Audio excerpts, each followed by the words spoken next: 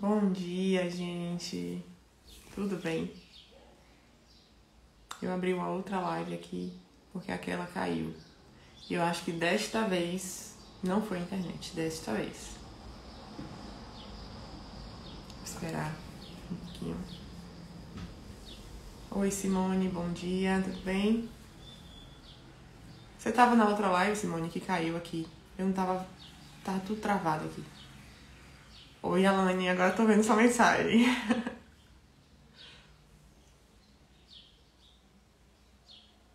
Eu acho que foi porque a live caiu, Simone. E aí eu tive que entrar em outra. Eu abri outra live agora. Oi, Dani, bom dia. Tudo bem? Que bom vocês estarem aqui. Esse conteúdo é muito importante para vocês. Vai acoplar aí com tudo que a gente está estudando lá na mentoria. Então vou começar, tá? Porque já são 8h26, quem for chegando vai chegando. Quem não puder chegar agora assiste depois. Tá tudo certo, tá bem? Então vamos lá. Vou aproveitar. Brasil 0709. Me conte aí, Brasil, como que é seu nome? Pra eu lhe dar um nome, por favor. Vou esperar o Brasil 0709 me dizer. Tá, então vamos lá. Eu vou aproveitar as pessoas que já estão aqui na live, tá? A Simone e a Dani, que são minhas alunas, já sabem que... não. Já sabe que a Lu também entrou. Bom dia, Lu. Então, Lu, Simone e Dani, que já são minhas alunas. E Brasil, que não é. E vai saber agora. Já sabem, Manu. Bom dia, Manu. Pronto, o clube está formado. Vocês sabem que eu gosto de uma aula interativa. Eu não gosto de ficar aqui falando. E só vocês ouvindo. Eu acho que quando a gente interage, a gente aprende mais. Tá bem? Então, eu queria saber de vocês.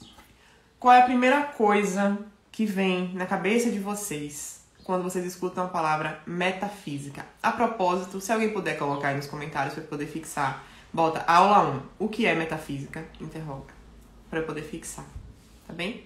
Me contem aí. Qual é a primeira coisa que vem na mente de vocês quando vocês escutam a palavra metafísica? Pode ser qualquer coisa, tá, gente? Não fica com medo assim, vou falar errado. A gente não tá mais na escola. Tá tudo bem. Deixa eu...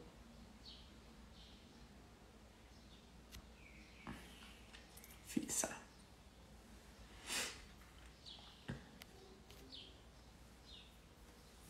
Vamos lá, meninas. O que é que vem na cabeça? Eu não tô perguntando o que é metafísica. Eu tô perguntando o que é que vem na cabeça de vocês quando vocês ouvem a palavra metafísica. O que é que vocês imaginam?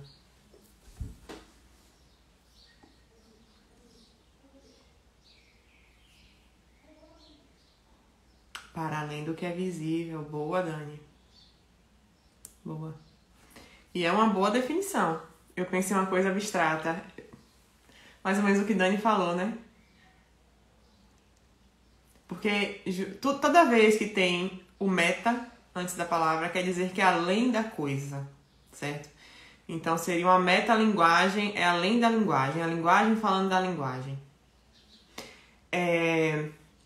Quando você vê uma metafísica, está além da física. A física aqui dita, gente, como natureza, tá? Tudo que tá na natureza é física. Eu, você, as plantas, enfim, somos tudo física. Então, a metafísica está para além disso, certo? Então vai ser mais ou menos com relação aí à física e à natureza, inclusive o próprio Aristóteles tem um tratado chamado da física, que seria da natureza, tá?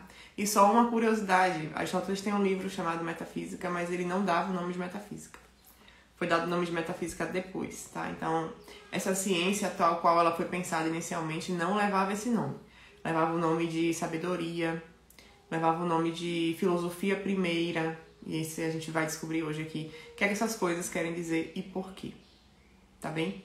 Então, pensando que a metafísica estuda aquilo que não é visível, como vocês falaram, e a gente vai entender, e a gente, como terapeuta, a gente sabe que quando um paciente chega no nosso setting, no nosso consultório, ele não é só um corpo, certo? Inclusive, esse é um grande problema da psicologia contemporânea, é olhar para o paciente apenas pelo critério biológico, apenas pela causa material dentro das 4 causas de Aristóteles. Quando muito, pela formal. A psicologia moderna esqueceu-se totalmente das causas eficiente e final, tá? Então, quando o paciente chega pra gente, quando um cliente chega pra gente, a gente tende a olhar para ele para muito além do corpo. E eu falo sobre isso muito na mentoria, dizendo às meninas, olha, tudo que é o que a gente vê, mas também é uma presença de algo. Vocês já devem estar cansadas de me ouvir falar isso. Quando eu olho para a caneta, eu enxergo a caneta, que é a matéria, que é a física, que é a natureza, mas eu sei que ela tem uma presença de algo. E qual é a presença da caneta? A sua finalidade, que é um verbo, certo? Já falamos sobre isso também. A realidade tem uma gramática. Tudo quanto tem um verbo que faz com que ele seja. E que a gente entenda para que ele serve, qual é a finalidade. Então, se eu bato o olho na caneta e eu vejo só a matéria, eu não sei para que ela funciona. Imagine que mundo caótico, louco, nós viveríamos se tudo quanto fosse apenas matéria. Eu ia bater o olho e dizer, uma caneta. Tá, e o que é isso? E outra, por que as crianças ficam tão perdidas no início da vida que elas não sabem nada? Que elas veem um monte de coisa, elas ainda não sabem os nomes e elas só começam a se situar na realidade quando elas começam a saber os nomes. E quando é que elas começam a saber os nomes? Quando é que a criança sabe que isso é uma caneta? Quando é que uma criança sabe? Quando ela sai na rua e ela vai num lugar com a mãe, ela olha para um negócio completamente diferente desse, rosa, sei lá, que não tem bocal, em cima do... Pensem nisso com muito carinho. É que essas coisas a gente escapa da nossa mente assim na correria do dia a dia, mas reparem bem. Ela chega na mercearia, vê uma caneta completamente diferente dessa, mas é caneta. Ela olha e diz, olha mamãe, uma caneta. Como que uma criança consegue, diante de um objeto totalmente diferente, verificar que, apesar das diferenças, este objeto também é caneta? Como é que uma criança consegue fazer isso? Porque ela construiu um conceito. E um conceito é nada mais nada menos do que um universal. Por quê? Porque ela se expôs a vários tipos de caneta. E desses vários tipos de caneta, a inteligência dela extraiu uma forma. E a partir disso, ela consegue dizer de toda sorte de canetas distintas que aquilo é caneta. Tá bom?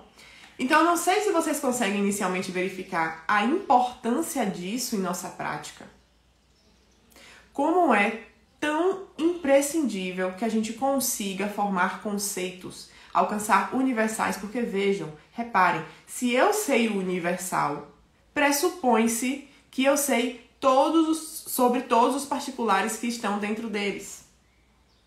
Então, se eu sei o que é o homem, suas potências, suas capacidades, até onde ele pode ir, se eu consigo formar, através da minha inteligência e da exposição diuturna a vários tipos de homem, um conceito de homem que é metafísico, eu consigo ter acesso a todos os particulares.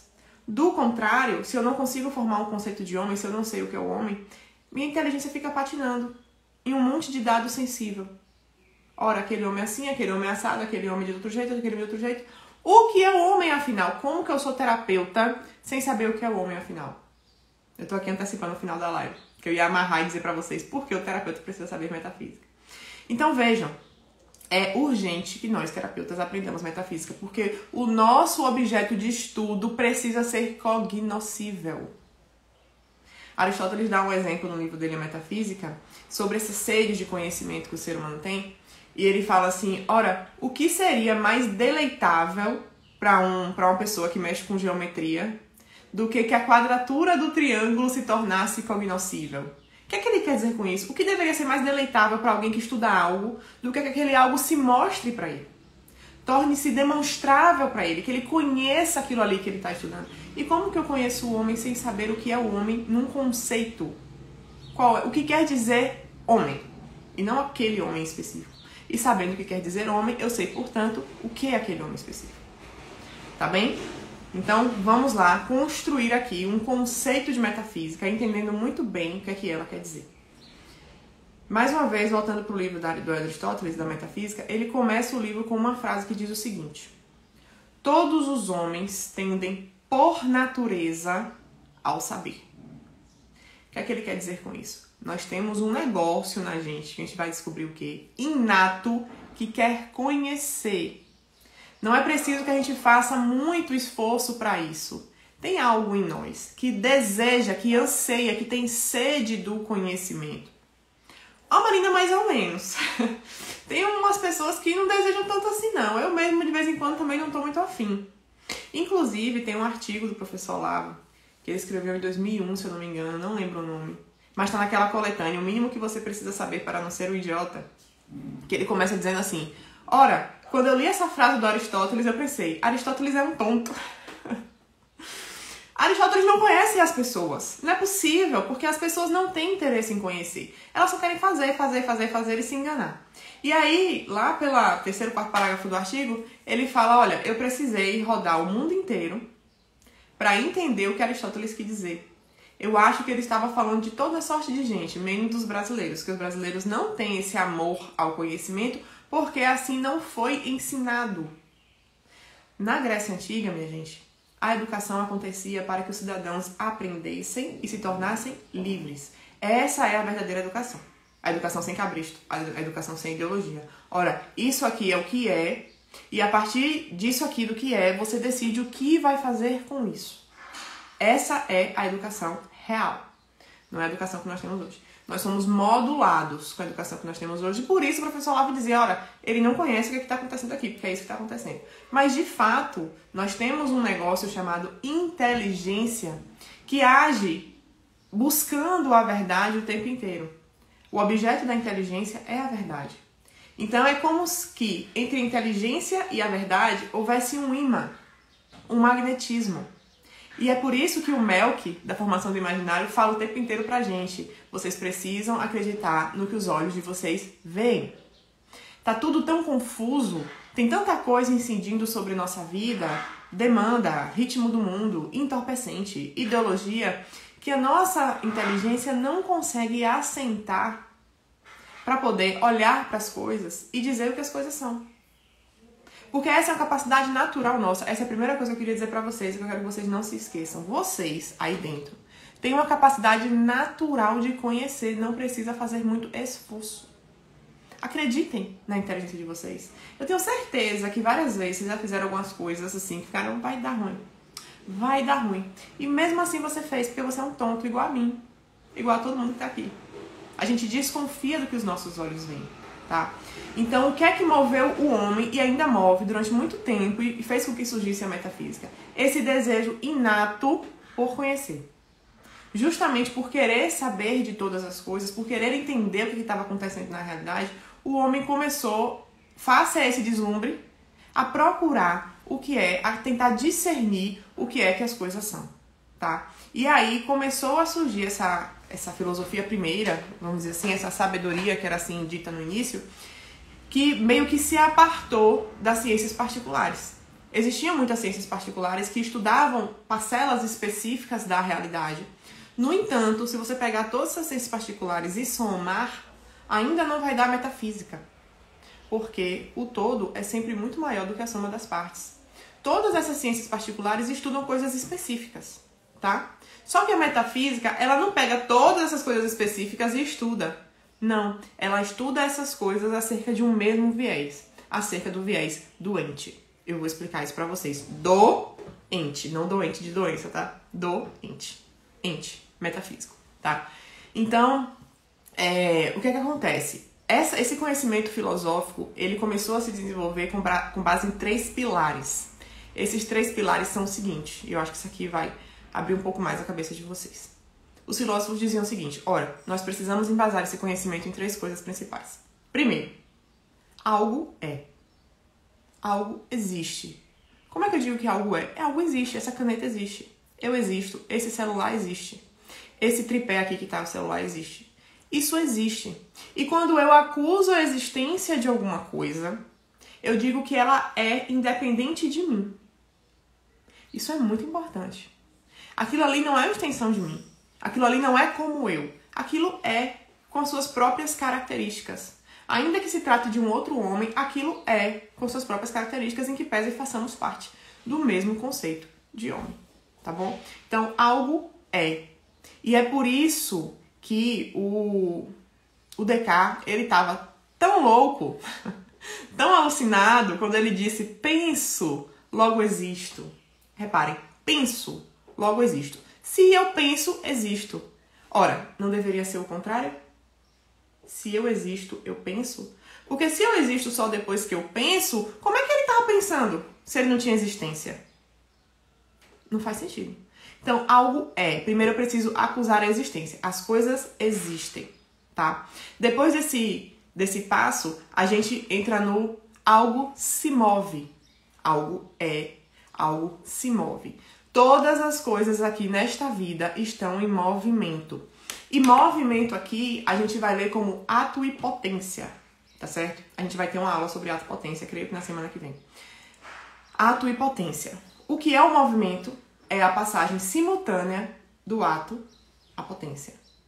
A gente vai estudar o que é ato e potência, não vou entrar nesse mérito agora, senão a live vai ficar muito grande, não tem necessidade de a gente entender isso agora. Mas algo se move está dentro desse conceito de movimento, de algo se move, tá bom? Então, algo é. Algo se move, ele está em movimento. Se ele está aqui nessa terra, neste mundo material, ele está se movimentando o tempo inteiro. O movimento só cessa com a morte, tá? E o terceiro pilar é: isso é verdade. Algo é, algo se move e isso é verdade. Então, a metafísica, a partir desse conhecimento filosófico que comumente começou a se chamar de filosofia primeira, baseou-se nesses três pilares e chegou a um saber indiferenciado, universal, um núcleo de saber, diferente de tudo quanto se falava nos outros saberes. E é por isso que a gente fala que a metafísica é a ciência que estuda a causa última e os primeiros princípios universais da realidade. Isso é a metafísica, tá bom? Se quiserem anotar, eu vou falar de novo. Mas não se preocupem, porque eu criei um grupo no WhatsApp e a cada final de live eu vou enviar dentro desse grupo, para quem estiver lá participando, um card com os principais conceitos que a gente viu na aula, para que vocês possam reunir isso e ajudar no estudo de vocês, tá bom? Então o card vai estar lá com o conceito de metafísica, com as principais coisas que a gente tratou aqui. Não com todas, né? Porque a aula é sempre muito mais dinâmica do que você imagina, do que você faz o card, enfim. Mas a metafísica é a ciência que estuda a causa última e os primeiros princípios mais universais da realidade. Que bom que vocês gostaram. Eu também sou estudante, né, gente? Então eu sei o que o estudante precisa. Então eu tento fazer o máximo aí para vocês conseguirem ter isso aí mais fácil.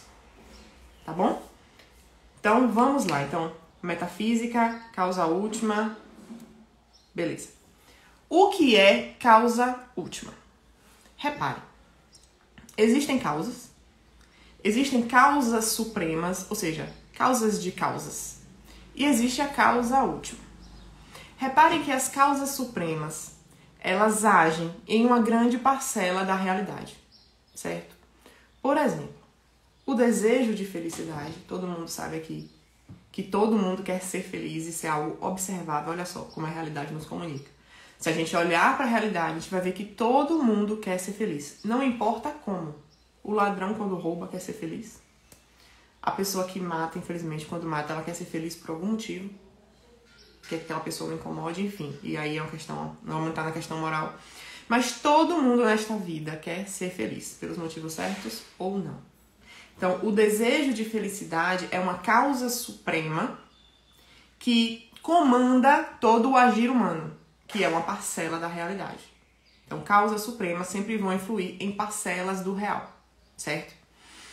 Só que, se a gente for retornando, buscando causas e causas e causas, nós precisamos encontrar uma causa última. Porque não é possível que a gente fique retornando ad infinitum, sem entender o que está acontecendo. E esta causa precisa ser imaterial. É por isso que os filósofos dizem, os filósofos que se prezam dizem, que a existência de Deus é uma necessidade universal. Você pode não gostar de Deus, você pode achar que ele não é legal, você pode achar que ele não é bacana.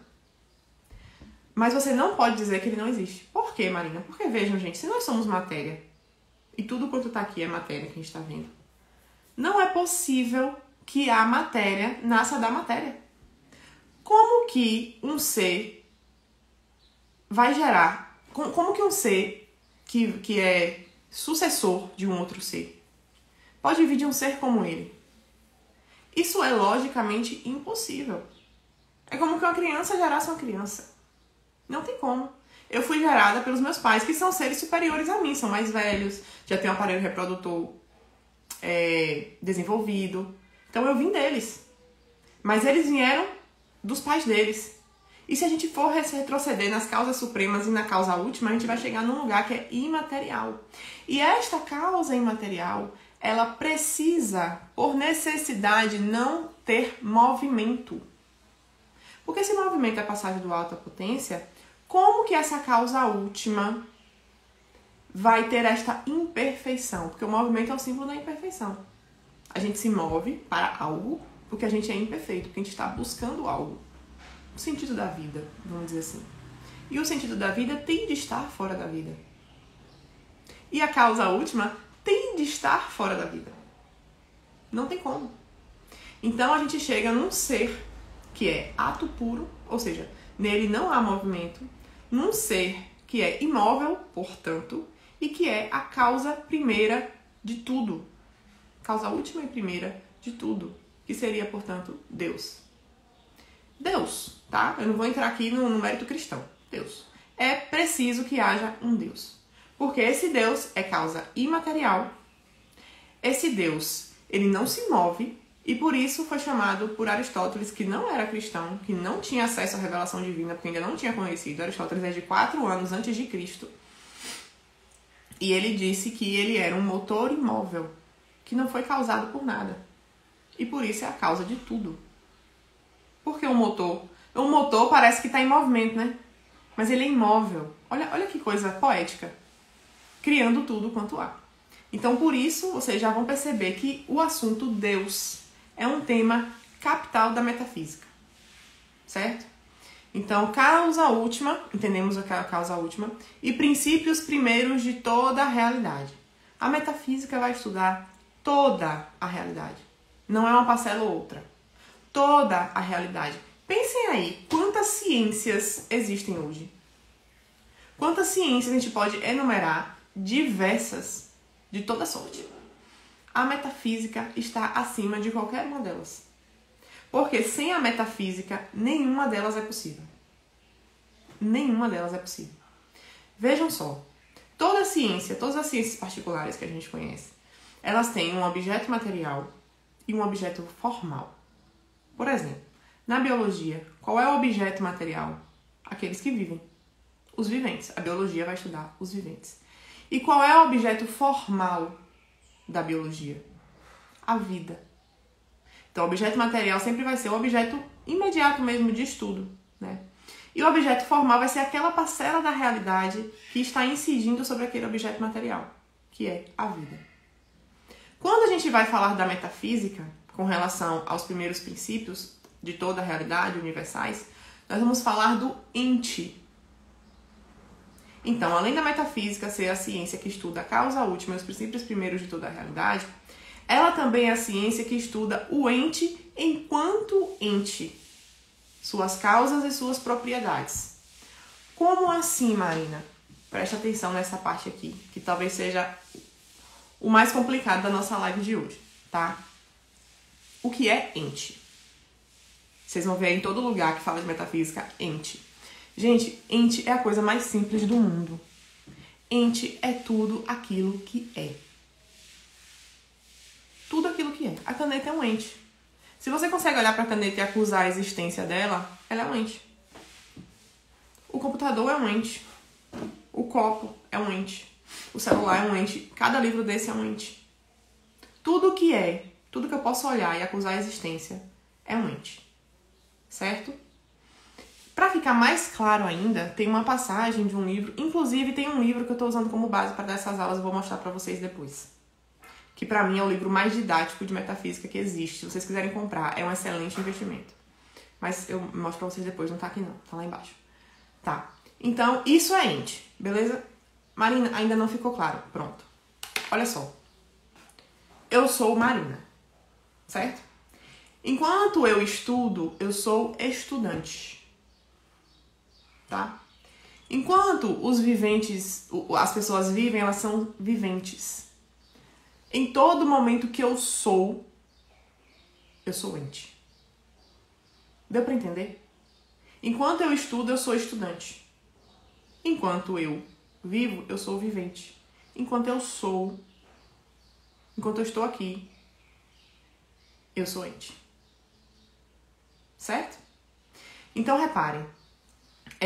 Todo momento que eu estou na existência, eu sou considerada um ente. É por isso que ente vem do verbo ser. É o particípio do presente do verbo ser. Que justamente, fazendo essa flexão, a gente percebe que ele enuncia esse conceito de enquanto está durando alguma coisa, eu sou. Tá bem? Certo. Ente enquanto ente. Como assim enquanto ente? Vocês lembram que eu falei pra vocês que as ciências, elas têm um objeto material e um objeto formal? O objeto material da metafísica são os entes. Eu falei que da biologia são os viventes, certo? O objeto material da metafísica são os entes. A metafísica vai estudar tudo quanto é. Existiu, deve ser. A metafísica está lá estudando, certo? Só que o objeto formal da metafísica vai ser o ente enquanto ente. Como assim, Marina? A metafísica não vai buscar entender nada sobre mim que não seja relativo ao ente.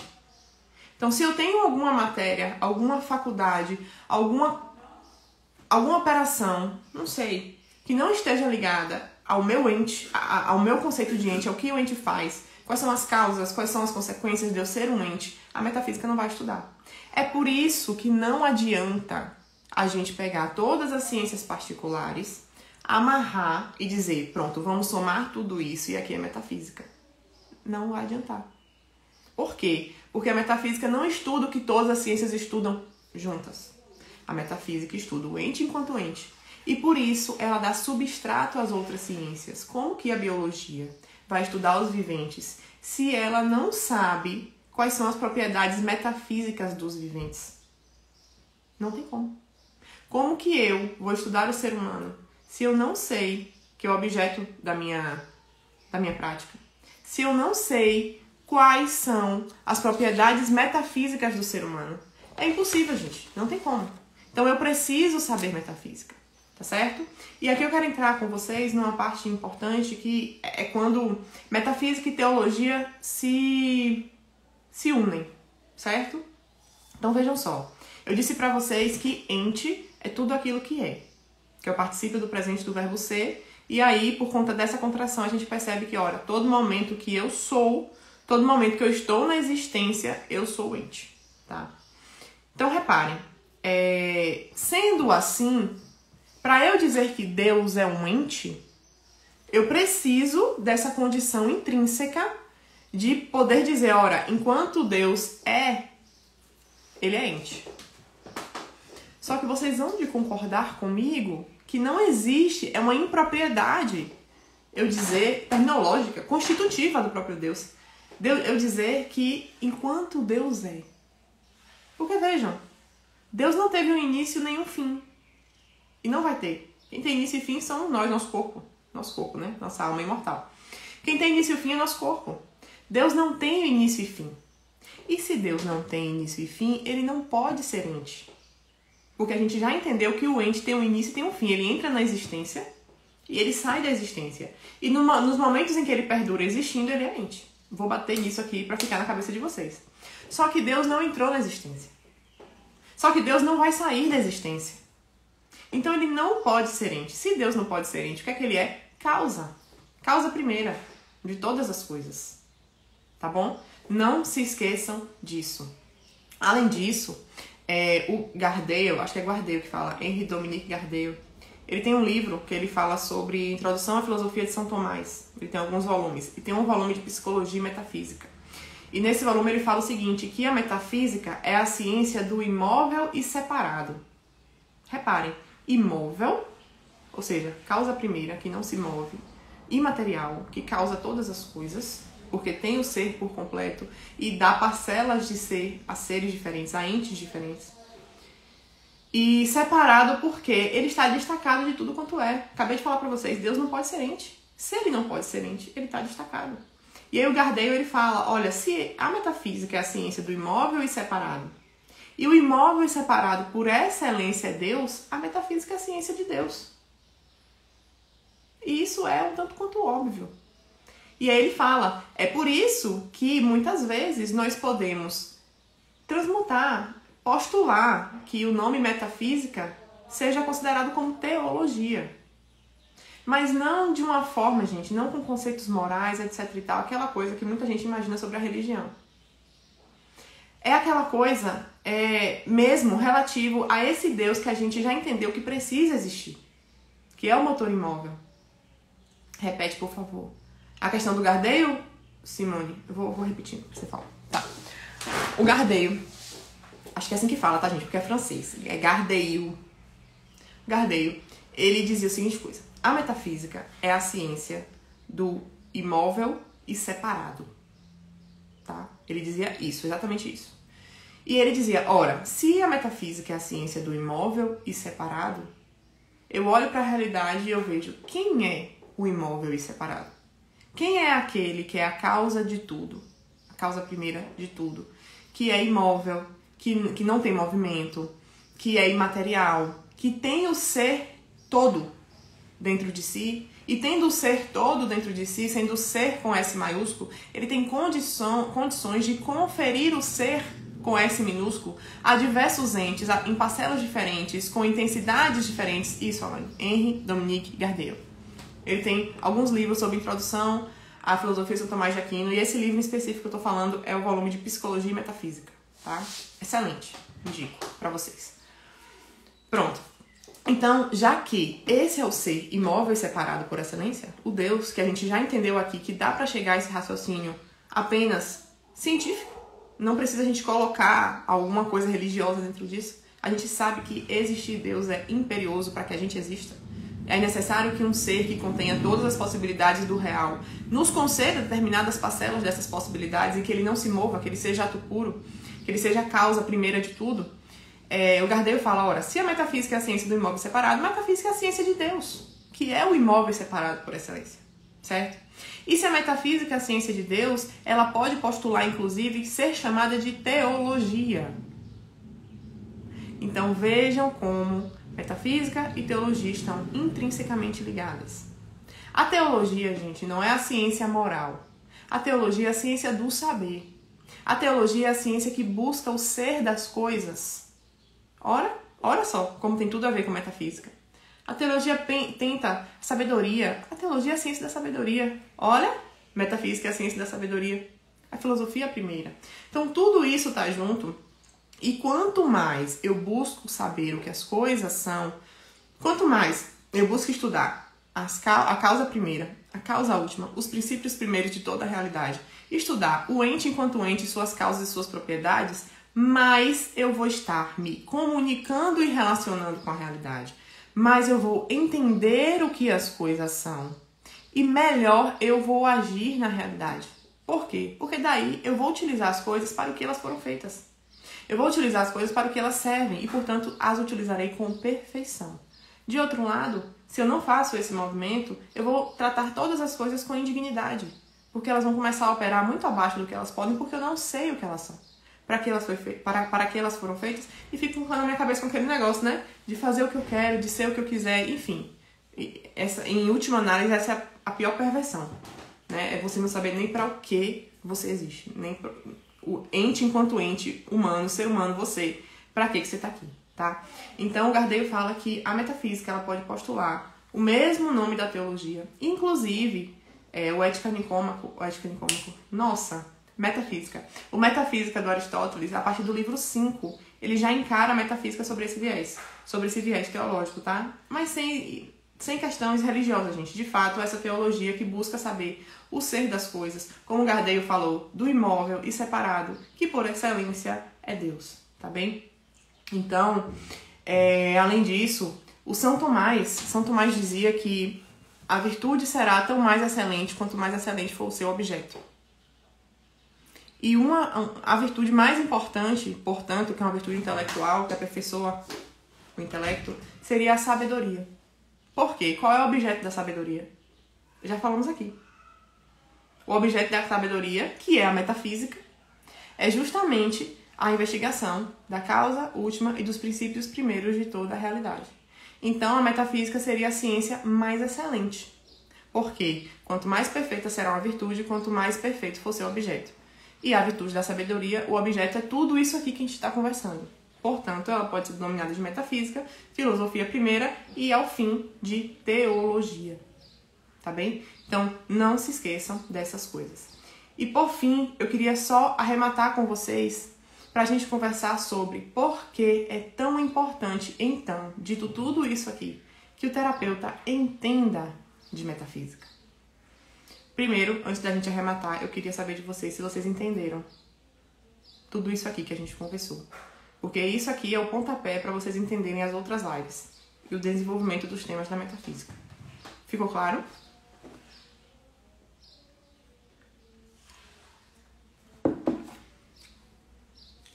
Ótimo.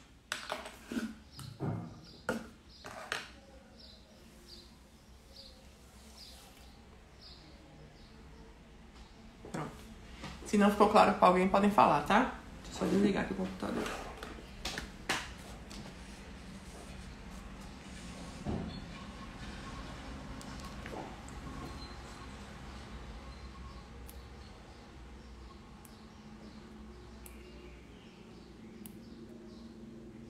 Então vamos lá. Por que é tão importante que o terapeuta saiba a metafísica? Como que o terapeuta trabalha sem saber o que é o homem? Brasil 0709 perguntou: se Deus não é ente, ele seria o quê? Causa. É impróprio que a gente chame Deus de ente. Quando os fariseus interpelaram Jesus, perguntando se ele era um demônio, porque ele ia ressuscitar, porque ele não ia morrer, Jesus respondeu: ora, seres humaninhos, antes que Abraão existisse, eu sou. Repare bem. Repare bem na profundidade disso aqui. Antes que Abraão existisse, eu sou. Ele não disse eu era. Vamos falar assim, sintaticamente falando, a frase está errada. Porque se eu digo assim, ora, antes que você existisse, eu já existia. É tudo no passado, a frase é toda no passado. Repare que ele começa a frase no passado e depois ela fica no presente. Eu sou. O que é que ele quer dizer com isso? Jesus. Primeiro, que ele é Deus. Porque se ele fosse só homem, ele não era, antes de Abraão. Segundo, que ele é. Eu estou ente nesse momento. Esse celular está ente nesse momento porque ele está na existência. Deus não. Deus é o tempo inteiro. E isso é uma prova inequívoca de que ele é causa. Se ele não pode estar em algum momento, se ele não tem uma entrada e uma saída da existência, ele só pode ser causa. Então ele não pode ser ente. Tá?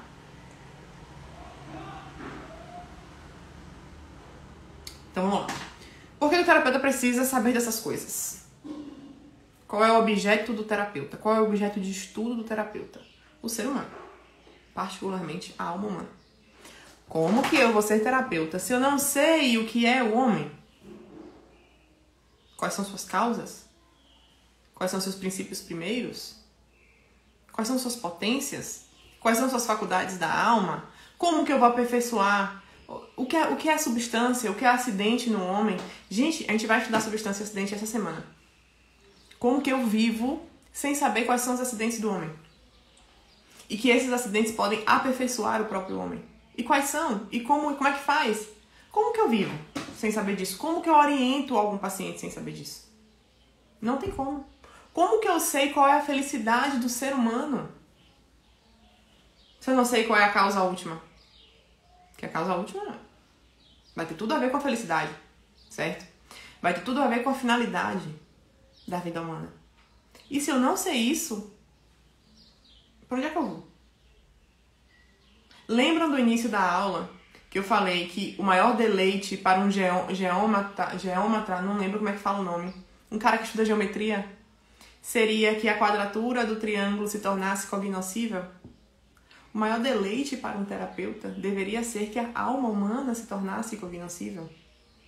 Como que eu trabalho sem saber o que é a alma humana? Não tem como. E uma outra coisa, falei para vocês também no início da aula. Quando eu conheço vários particulares, eu não consigo acessar o universal, minha inteligência vai ficar patinando dentro de um monte de dado sensível. Eu não sei o que as coisas são. Como que eu vivo nesse mundo sem saber o que as coisas são? Mas quando eu consigo chegar no universal, no conceito de homem, quando eu atinjo esse nível, quando eu conheço o universal, se pressupõe que eu conheço todos os particulares dentro daquele universal. Não é melhor conhecer o universal do que eu conhecer meia dúzia de particular, que vai me induzir a erro, que vai me deixar apenas no mundo sensível, não vai chegar no mundo inteligível, não vai chegar na intelecção, porque é a intelecção que busca o que as coisas são. Falei pra vocês que o objeto da inteligência é a verdade. A inteligência está o tempo inteiro buscando a verdade, tal como a vontade está o tempo inteiro buscando o bem. Se isso não acontece, temos um problema. Temos vários problemas, né? Nós estamos vendo aí. Então, reparem, no início do livro Ente e Essência, do São Tomás de Aquino, ele diz que a inteligência busca o quid. O quid é a quididade. A quididade é o que faz a coisa ser o que ela é. É como que fosse a essência, tá? Existe alguma divergência, mas é como se fosse a essência. O quid é a quididade. Quando Jesus estava lá no Palácio de Pilatos, não sei se vocês se lembram, ele pergunta: Quid is veritas? O que é a verdade? Quid, o que é? Quando vocês virem a palavra quid, vocês vão lembrar o que é. Então a inteligência está o tempo inteiro buscando a essência das coisas para conhecer. E é só através da essência das coisas que aquilo se torna inteligível. É a essência que me mostra o que é aquilo. Vocês conseguem entender isso? Se eu não sei qual é a essência de determinada coisa, como minha inteligência vai agir? Patinando em um monte de dados sensíveis. E reparem, o que é que eu sou? Eu sou pessoa, certo? E aí nós temos um conceito de pessoa por excelência, que grande parte das pessoas que a gente estuda utilizam, que é o conceito de Boécio, que é um filósofo cristão. Boécio dizia que a pessoa é uma substância individual de natureza racional. Tira o racional aí. Vamos colocar intelectiva, para não ficar muito confuso para vocês. Porque o racional pode levar a erro. É porque a alma racional é a alma humana que tem inteligência e vontade. Mas vamos colocar intelectiva. Uma substância individual de natureza intelectiva. Se a pessoa é uma substância individual de natureza intelectiva, a inteligência, a atividade da intelecção tem tudo a ver com a finalidade humana. Vocês concordam comigo? Se eu sei que pessoa é uma substância individual de natureza intelectiva, isso já me diz que a finalidade humana, a felicidade humana, que é o que todo mundo busca, já falamos disso aqui, tem tudo a ver com intelecção. Se tem tudo a ver com intelecção, quer dizer que a vida humana plena implica intelecção. Se a vida humana plena implica intelecção e a inteligência busca a verdade, a inteligência torna a coisa conhecida através da análise da essência, e nós já vimos aqui que a essência é um tema metafísico, como que eu vou levar o meu paciente à vida plena se eu não sei o que é a vida plena? Porque eu não sei metafísica. É absolutamente impossível. Eu garanto para vocês. Tá bem? E com isso, nós terminamos a live. Já respondi a pergunta, a questão de Deus ser um ente. Se tiverem mais alguma questão, alguma pergunta, podem colocar, a live vai ficar salva, tá? Lá no perfil. Podem colocar lá nos comentários do perfil que eu respondo.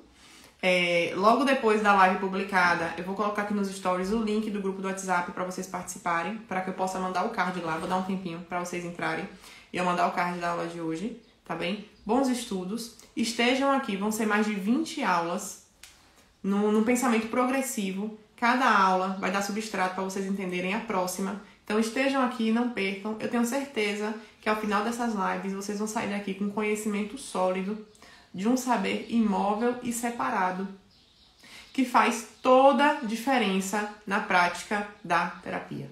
Eu tenho certeza que vocês entenderam muito bem por que faz tanta diferença assim. Tá bom? Um beijo e muito obrigada por estarem aqui hoje.